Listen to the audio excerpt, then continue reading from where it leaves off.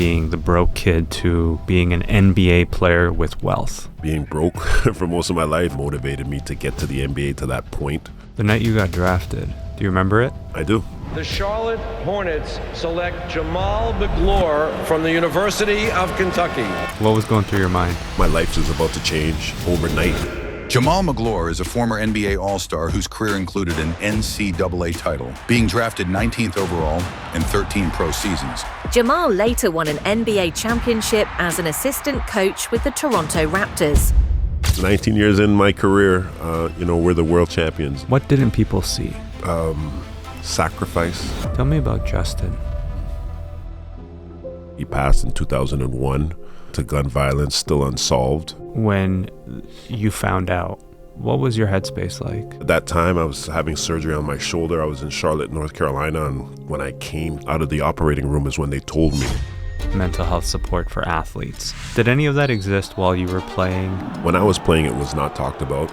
To get our players at their optimal peak, we need their headspace to be in the right place. What advice would you give to athletes? It's been going through my mind a lot lately, and I think we find it very interesting that the majority of you who watch and listen to this show aren't yet subscribed to our channels across Spotify, Apple, YouTube. It would mean the world to us if you can do us that small kindness. It allows us to continue to bring on amazing guests week after week and continue to provide you with amazing value and content. It's the only thing we'll ever ask of you. If you can hit that follow or subscribe button, it would mean the world to us. Thank you so much and enjoy the episode.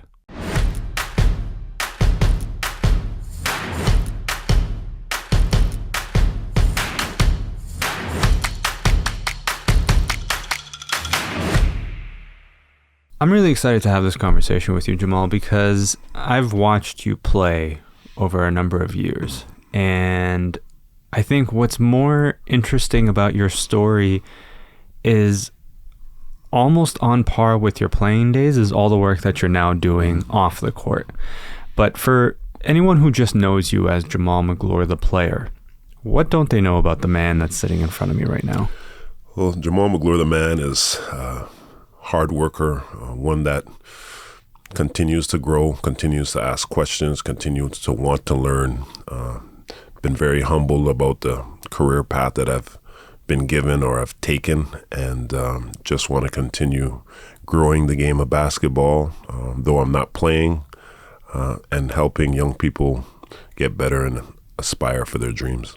The working with the young people is an important part of a lot of your initiatives. You have your foundation that you do a lot of work with the youth. Why does that matter to you so much? A lot of guys, after their playing days are done, they've got their, they've got the paychecks, they got the fame and notoriety, and they're like, all right, I'm sailing off into the sunset. I don't want to talk to anybody anymore.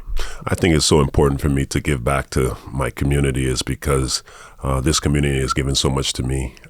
Being one of few Canadians, back in 2000, playing in the NBA, my support system was impregnable. And whether I was playing, whether I wasn't, the love and the appreciation was still there for me. And I feel like there's a connection with me and young people here in the city of Toronto because not only am I born and raised here, I know a lot of their parents, know their kids, and now some of their grandkids. So it resonates with me going into these communities, trying to spread the word, trying to give back a lot different than it may have been for me if I was in another city that I wasn't born and raised in.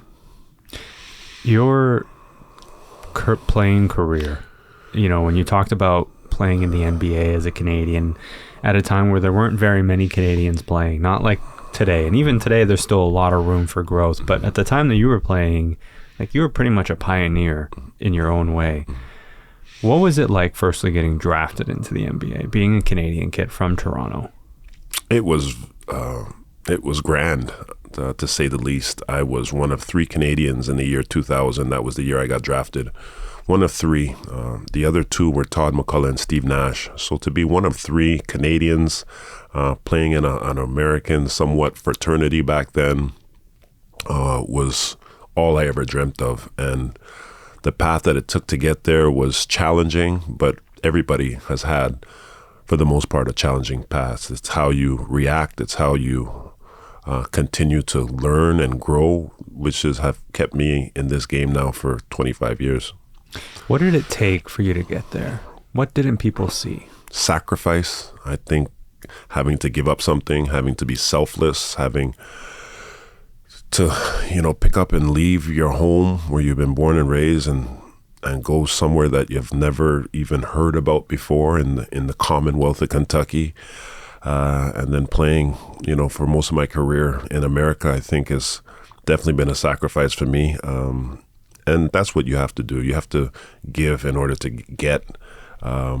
Playing, I've changed my role many times to be selfless in order for the bigger picture, and that's to win basketball games and giving back, not forgetting where I came from, how hard it took to get there, and trying to give somebody else that same drive and that focus and that mentorship to do the same, because there's a lot more opportunities in today's world than there was back in 2000 when I started. And we just have to make sure that we inspire young people and help them, because a lot of the times it's not that they don't have the drive, they just don't know how to do it. And me being in those positions before, being in high school here in the city and then going to NCAA college and playing in the NBA, I have been blessed with so many different experiences from so many different people that it's natural that I pass on those teachings to people that need it the most.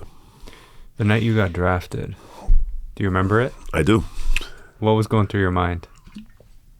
My life is about to change. I think, being broke for most of my life and overnight it changing is definitely something that I'll always remember.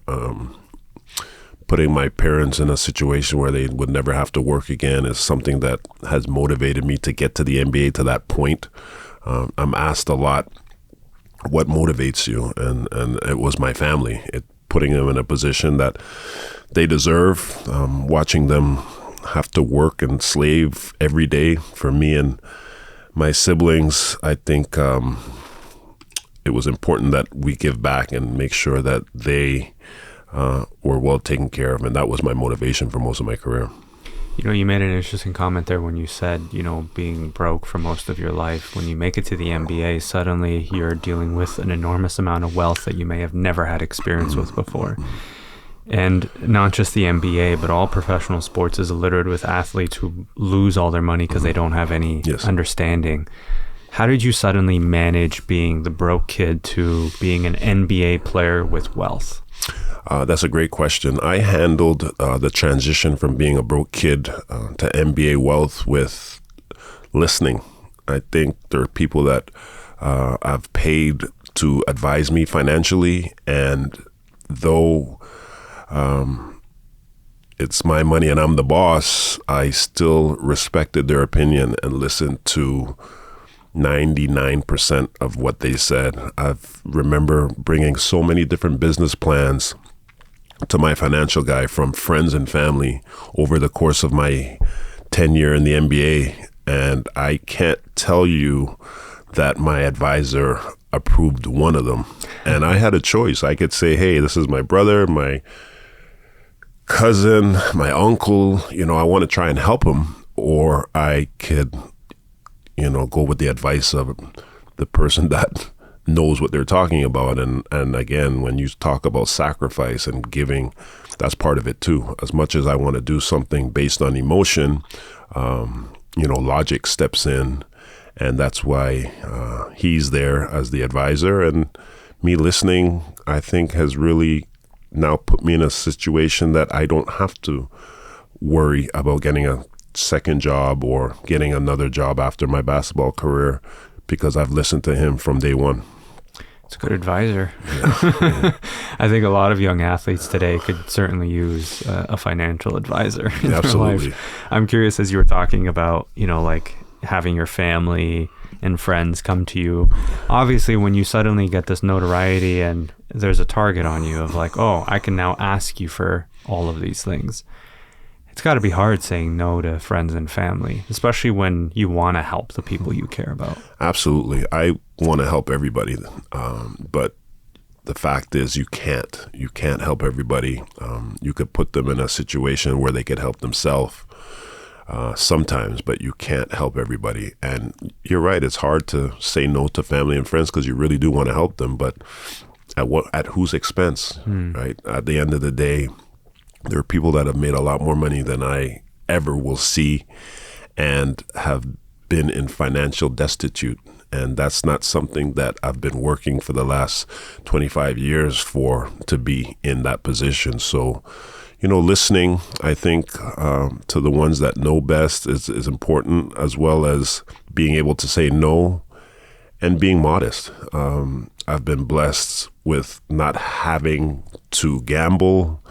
I've been blessed with not wanting high luxury cars. I drive a Jeep. And I think those things have helped me save a little bit of money to where at some point when I'm not playing or coaching in the NBA, I'll still be able to sustain a lifestyle that is comfortable for me and my family. It's fascinating to me that you have that mentality and had that mentality, even as a young kid coming up through the NBA. I imagine you were surrounded by a lot of athletes who did not think that way, which made it all the more harder, I suspect. It was challenging. I think the thing for me that really separated me from the guys that I've played with and played against that have the luxury of buying big cars and big homes is the fact that I never had it before. And not having it before, it didn't make it any more difficult to change. For instance, I bought myself an Apple Watch, and I never wore watches before I started playing in the NBA. So once I started buying watches and trying to wear them, I couldn't wear them. It felt cumbersome on my wrist, and I think that's because I never had it before. Yeah. So for me, it was good. Even with cars, my first car in the NBA was a Ford Excursion, and that was the car I liked. I ended up buying two of them at the same time. So I've been blessed with understanding that a car is a car, and it doesn't matter who makes it. It's what I like. It's what I prefer, and it worked for me. And during your playing days, how did you balance the professional side of your life and the personal side of your life? Time management was definitely a challenge in the NBA. The difference in high school and college is that everything was structured for me. They would tell me what my day looked like from 7 o'clock in the morning to 9 o'clock at night. In the NBA, you practice 4 hours and the rest of the day is yours. So how you manage your time is very important. You got to work on your body. You got to get your rest. But you're right, there is a personal life as well. And I found balance being away from home, living in Charlotte, North Carolina. My first 2 years in the NBA, really not knowing anybody there really kind of helped me as far as my personal life went, because there was nothing to do other than to work on my game and try and get better as a basketball player. What was the hardest transition for you? The hardest transition for me, I think, from college and high school now to the NBA is the time management one and the travel. We won a national championship in 1998 with the University of Kentucky, and I think our record was 32-4, and that's almost 40 games. And in the NBA, we play close to 100. We play 8 exhibition games back then, and then we play 82 regular season games, and then depending on how far we went in the playoffs, it may be another 5-10 games. So, cutting that in half, we probably traveled between 40 and 50 times a season. And that was a lot compared to traveling 10 times in college. The traveling was so much more consistent on a day-to-day basis, different time zones. It was definitely a challenge for me at the beginning. Well, you're also not a small guy. I imagine, maintaining good physical health and recovery was part of the challenge. You're 6'11"? Yes. Like, there's a lot of work that goes into that. What was that like? Working every day, continuing to work on my body, massaging, exercising, mobility. It's a lot more complicated for somebody bigger. Managing my weight, staying in shape. These are things that are expected of a professional athlete that you can't make excuses up for. And, you know, I've had to hire myself a trainer that worked with me all year round and just do a better job of managing my time, that I had so much after practice when the day, or my work day with the NBA was finished, that you're right. If you're not careful, you could really be hoodwinked into thinking that there's not more that you have to do on a day-to-day basis to continue to be a professional athlete. Mm. There's the highs and lows of an NBA season, games where you're playing incredible and then games where you might be thinking, I don't belong here. How do you manage the obnoxious roommate upstairs that's constantly talking to you, telling you you're not good enough, that was awful? How do you sort of keep those thoughts at bay to maintain a healthy, positive mindset? Great question. I think to stay positive is obviously meditating, thinking about the task at hand, what you gave up to get to where you are at today, what your motivation is. These are all things that ran through my mind when I felt pessimistic, when I felt that the naysayers were right. Is what is my motivation? Why am I doing this? And how do I continue to stay positive? And it's tough. We're all human. You know, we have highs and lows. But with me, I had a mentor. I had a mentor that was with me the whole time in the NBA. He was my high school coach. He ended up coming with me to the University of Kentucky as an assistant coach. And then when I made the NBA, he was my day-to-day guy. So whenever I was low or whenever I felt bad or negative, I had Samir Mourani right behind me, picking me back up. Mm. What would he say to you? Good things happen to good people. It's hard, but it's fair. And this is what you wanted. This is what you worked for. And there's no stopping now. It's hard, but it's fair is a good one. Mm-hmm. It's a nice, humbling reminder that, you know, it's going to be tough. Yeah. You're going to have to work through it. Yeah. Was there a player that another player that you played with, played against, that you admired and learned from, whether you actually worked with them, spoke to them, or just sort of from afar watched? I really admire Dwayne Wade. I think that I've seen some of the challenges that he's had growing up, as well as some of the family, personal challenges that he's had as well. And I could relate to some of it. And the fact that he was a consummate professional, he was the best at his craft, and he still had to balance his professional life with his personal life, I think was very good for me to see. Mm-hmm. And I kind of would say that he definitely was one of the guys that I looked up to. Tell me about Justin. My brother Justin, basketball player. He was a phenom. He was the best at his craft in high school. Unfortunately, you know, he passed in 2001, again, to gun violence, still unsolved. But to this day. So it's troubling, but these are the challenges that athletes and people go through all the time. And it's how you respond to them. It's what you do with these trials and tribulations is what builds character and what makes us who we are.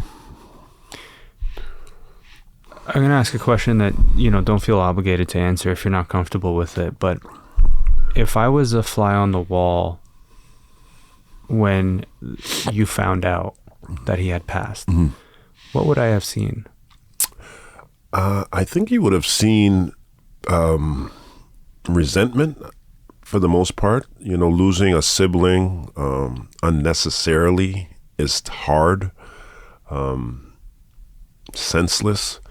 I think for me, the biggest, if you were a fly on the wall, I would have to say I was under the knife at that time. I was having surgery on my shoulder. I was in Charlotte, North Carolina, and when I came to out of the operating room is when they told me. So besides just getting out of surgery and being in a sling, I think, and being lethargic from them putting me to sleep, I would say resentment, because it's senseless, and these are things that are avoidable. And the fact that I wasn't in the country at that time and I had to come back home, definitely I had time to think about it and really figure out what the next steps were.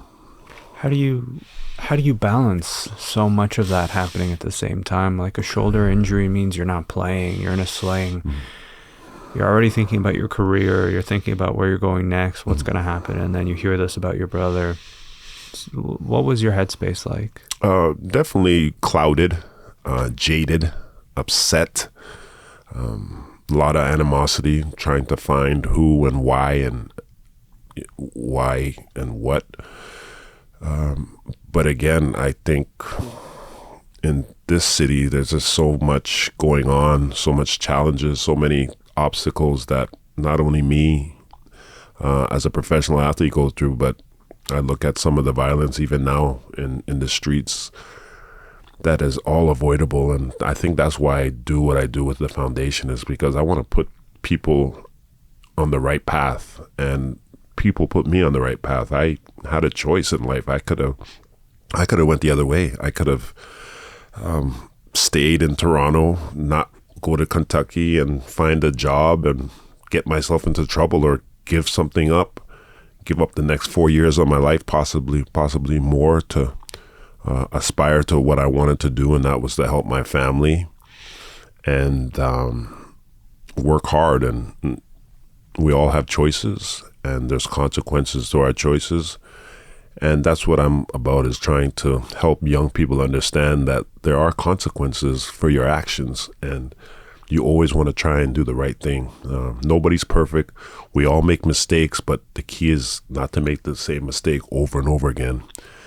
And my message when I go into schools, when I go into the youth jails, the hospitals, is the same. You have a choice.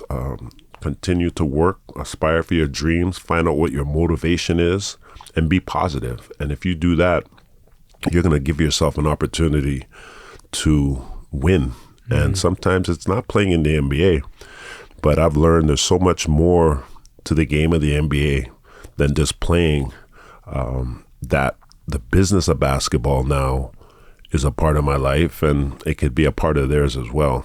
You don't have to play in order to win a world championship in the NBA. You could be in analytics, you could be in IT, you could be in concessions, you could be in marketing, you could be in scouting, you could be the president or the general manager, you could be the owner of the team. That we all win when we see success. That you don't have to play basketball, just find out what your niche is, whether it's math with numbers or science, and pursue your goal. And sometimes they just need to hear it from somebody that's been in their position, that has lost a sibling, that has went to high school here in Toronto, that has went to college abroad.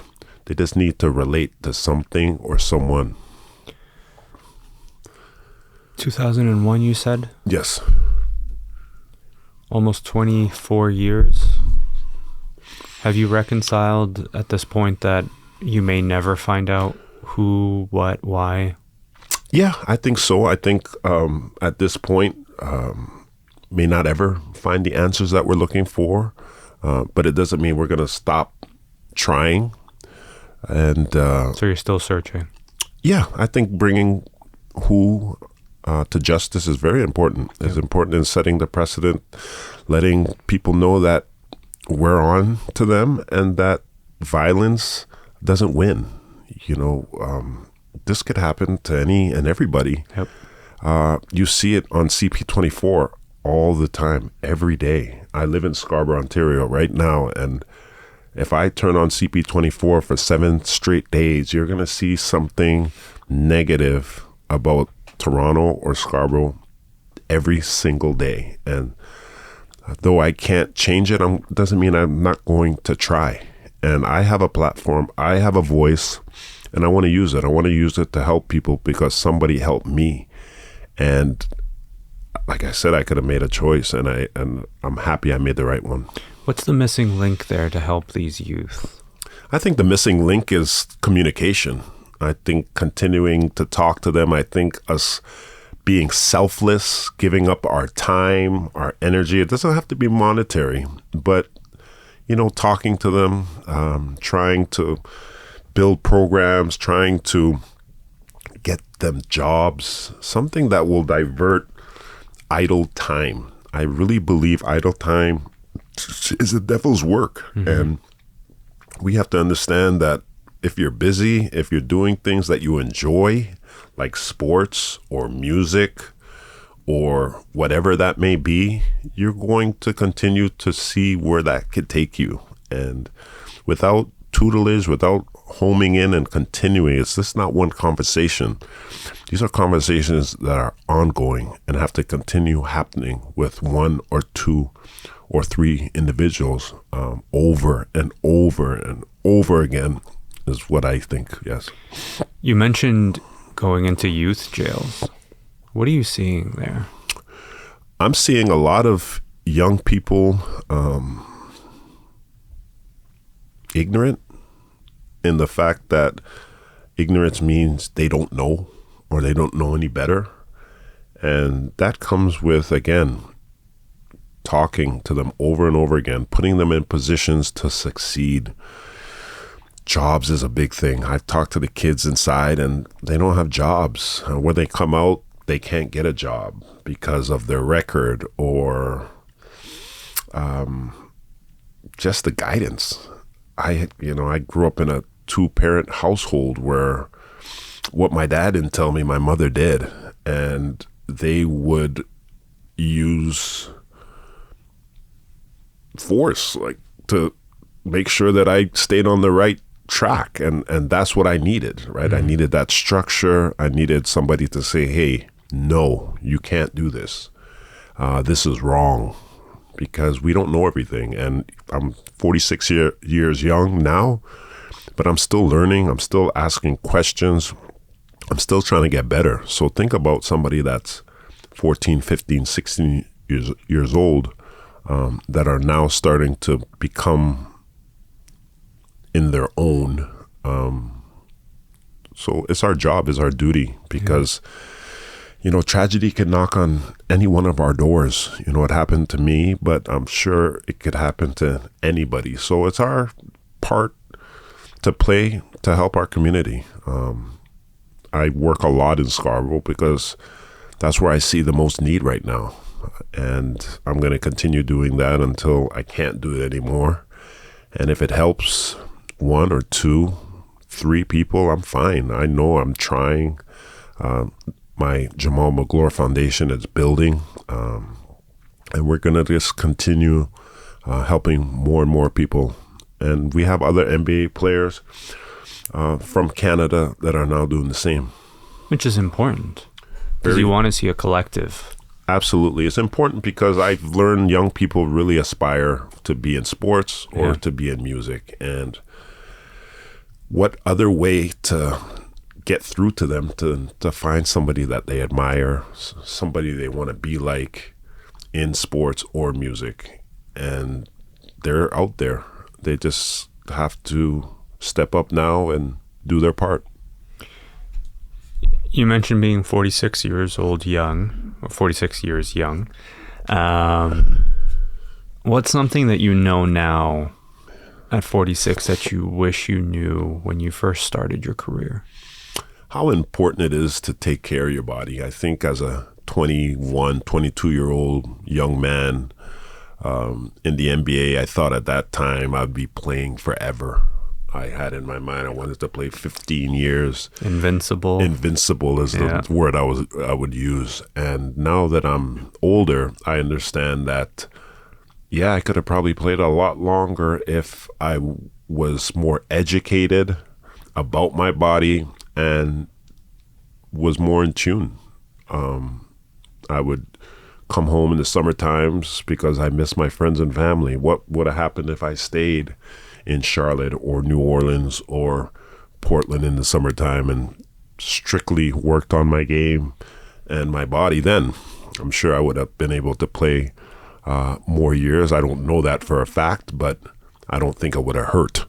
So I think looking back on it in hindsight is definitely just being aware that this is not forever. In the NBA, the average lifespan or the career for a basketball player in the league is 3.5 years. So me playing 12 years, I beat the odds, but I still wanted to play longer than that. And I wanted to leave on my terms, and I didn't have that opportunity because, to be honest, I probably just wasn't good enough. And that goes back to knowing your body, taking care of your body, not in my 11th or 12th year in the league, but doing it the first few years and onwards from then. You know, you mentioned not going out on your own terms because you didn't think you were good enough, like that harsh reality that you had to come to terms with. What was that process like for you, realizing that this is it? It's very difficult. I remember being cut at the end.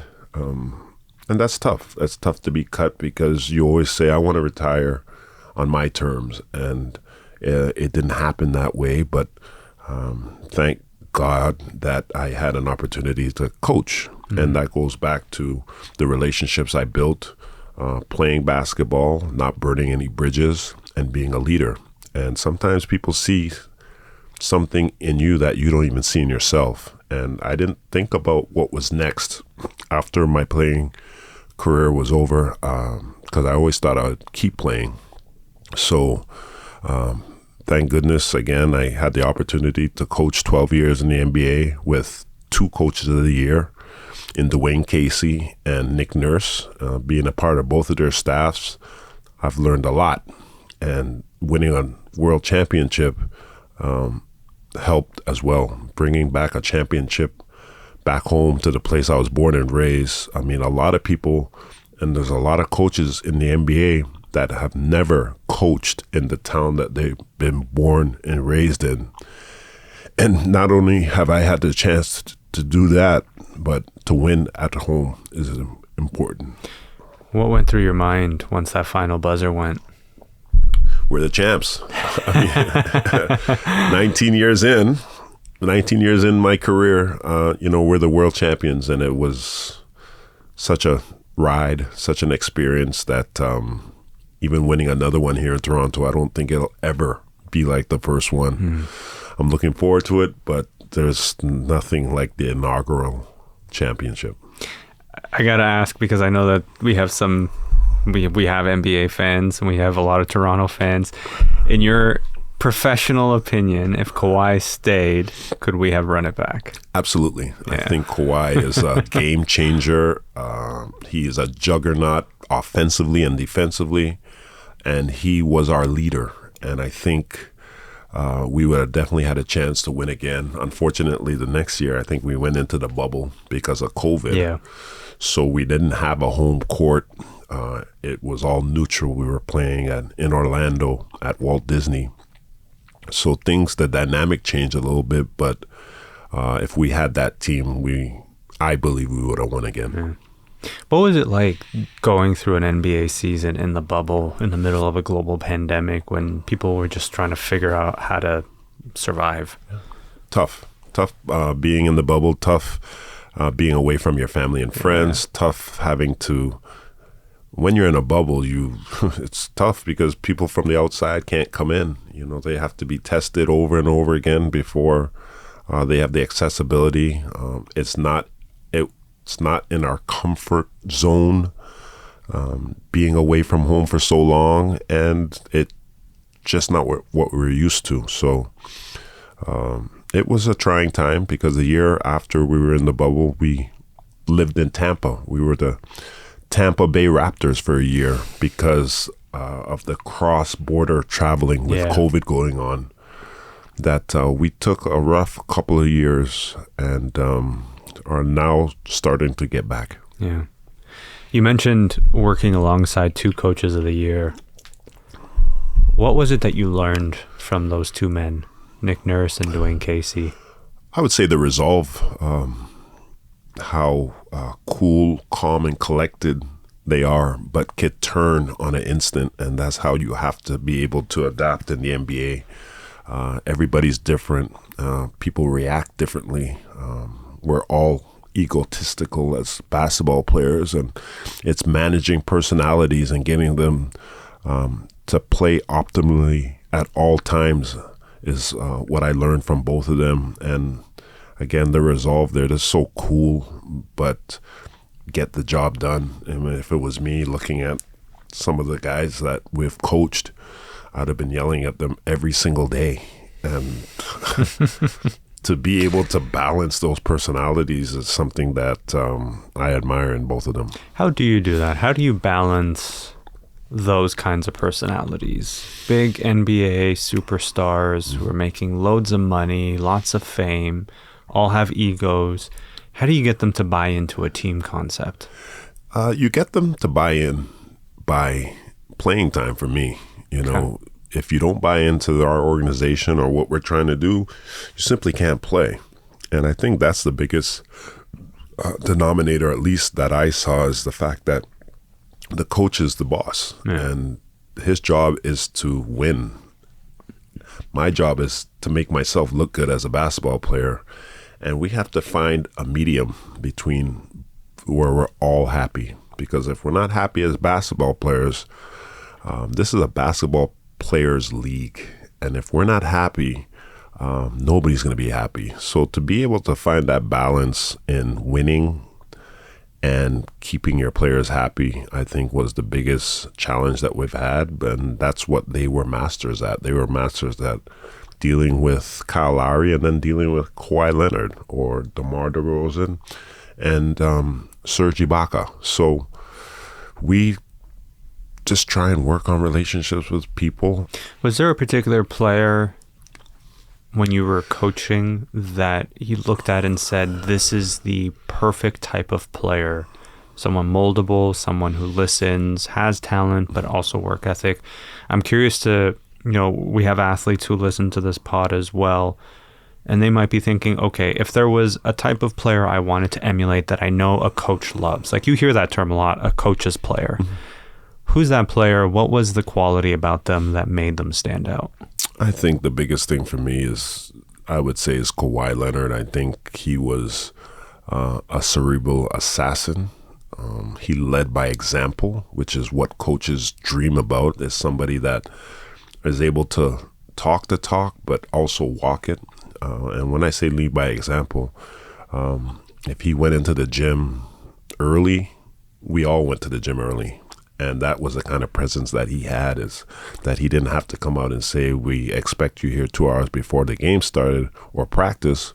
But him being the best player on our team, doing it and being the first one in the gym, it just tells everybody without telling everybody that your ass needs to be in the gym as well. Do you remember where you were when you found out about the trade? I don't remember where I was, but I remember going to the press conference. Yeah. What a circus that must have been. Yeah. It was right in the Vom at Scotiabank Arena, in front of Jurassic Park on the inside. I remember being there for that, but I don't remember when the trade or where I was when the trade happened. I think sometimes people forget that NBA players, professional athletes in general, are humans.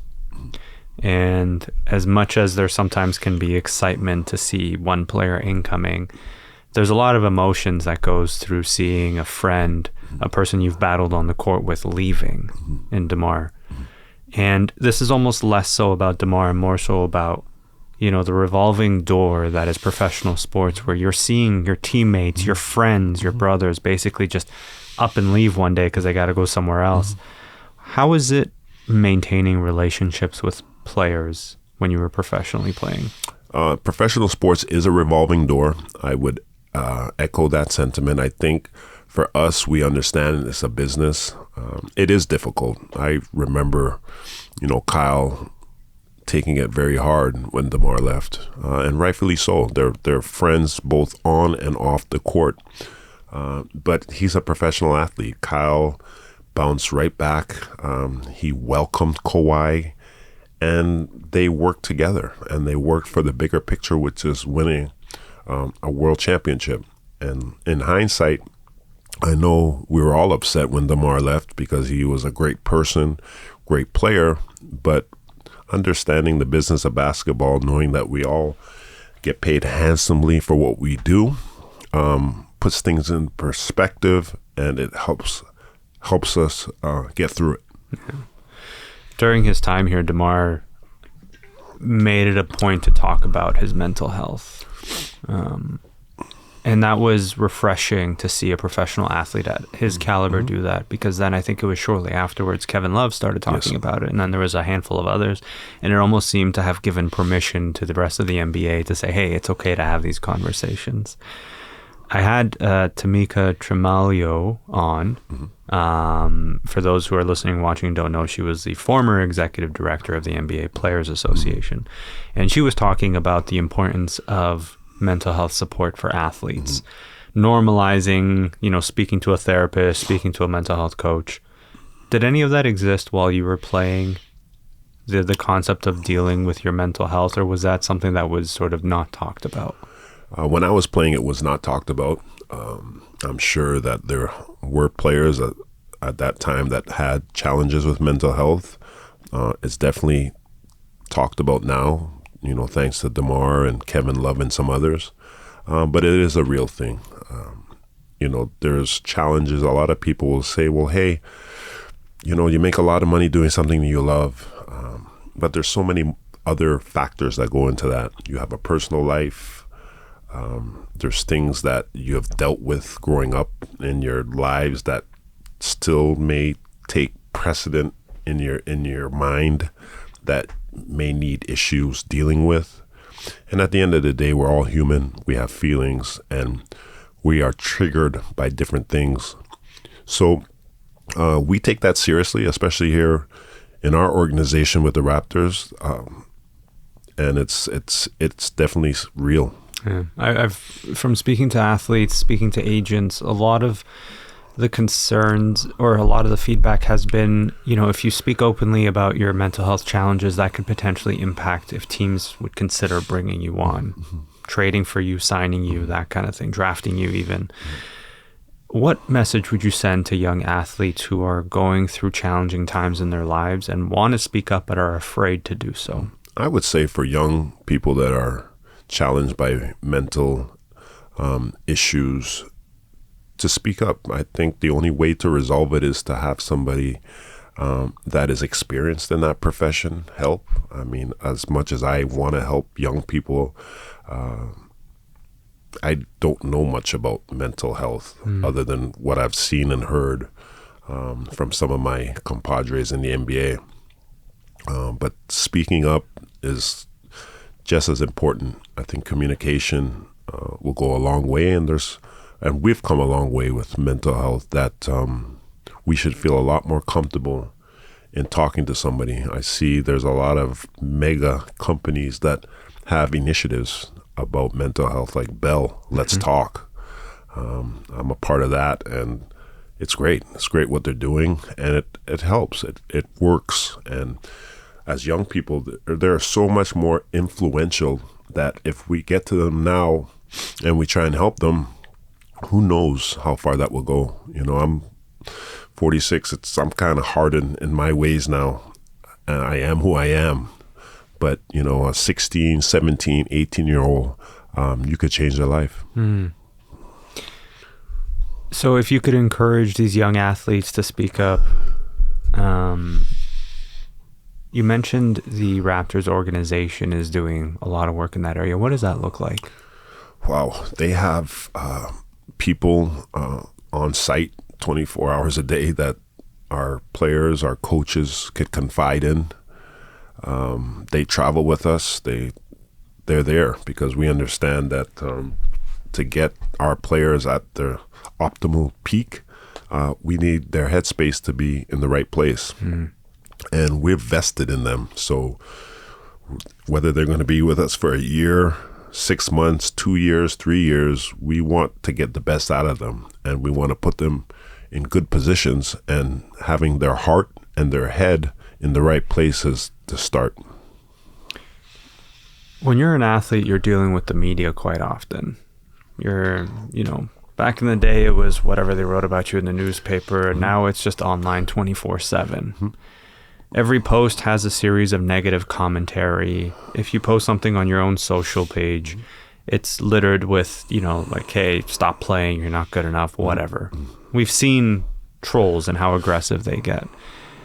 What advice would you give to athletes, new, young, experienced, that are still struggling with the negativity that they get from online? I think the best way is to abstain. I mean, if you do not have social media, if you're not using Instagram, then it's a moot point. I know Kawhi and some other guys that I've coached and played with don't have social media at all. And that's probably the reason why, is because there's so much negativity and there's so much distractions that instead of going to bed at 9 o'clock for practice at 9 o'clock the next morning, we're on our phones till 10, 11, 12 o'clock at night. So it could be a hindrance as well. And you just have to be able to manage your time. And if you can't handle the criticism or the negativity, it's probably best to abstain. Yeah. Hard to do, especially with today's youngsters. It's hard, but you got to give up something. Yeah, no, absolutely. So your work with the Raptors, your work with the Scarborough Shooting Stars, the work with the foundation, you do a lot of off-court related stuff. Tell me about sort of some of the different projects you're working on right now. There's a few projects I'm working on. The team takes precedent with the Raptors. There's so much to do there, so much more that we have to give our community. I'm also the vice president of the Scarborough Shooting Stars, which is another basketball professional league here in Canada. It's called the Canadian Elite Basketball League. We've won a championship there as well. And I'm also a part of the Ontario Basketball Association. I'm one of the board members. I'm also have some interest in a comedy series that we do in Scarborough called Scarborough is a Joke, that I've been doing now for 2 years, that we have comedy shows every other month.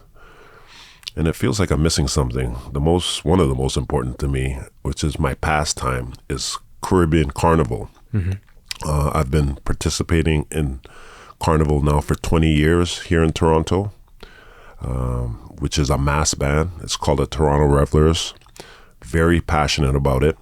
This year our theme is called Paradise, and my band launching is April 12th at Parkview Manor. Okay. Why are you so passionate about that? You started smiling as you were talking about it, so you're definitely passionate about it. Yeah, my parents are both from Trinidad and Tobago. I grew up in a Caribbean eccentric household, and it's a good word. Yeah. And I just love color. I love women, beauty, and Carnival is all of that. Yeah. What is it that you're not doing right now that you feel you can do and want to do? What I feel like I'm not doing right now that I can do, it's been going through my mind a lot lately, is learning or keeping updated technology-wise. Coaching in the NBA, we use computers to cut film and show our players.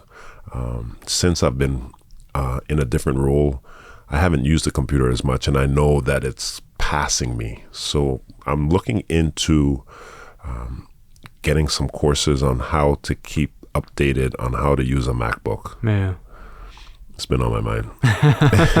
No, I appreciate you sharing that, because I think it's an honest answer of like, listen, if you want to continue to excel in the stuff that you're doing, you need the right toolbox. Yeah. And I think that speaks volumes to anyone who's listening and watching. It's like you never stop learning. Yeah, never. There's always something to learn and grow forward from. Absolutely. I want to ask you one more question here. I like to ask my guests to think about a younger version of themselves. Could be 15-year-old you, 20-year-old you, a moment in your life where you felt like maybe you were at a crossroads. You had a big decision, something impactful was happening to you.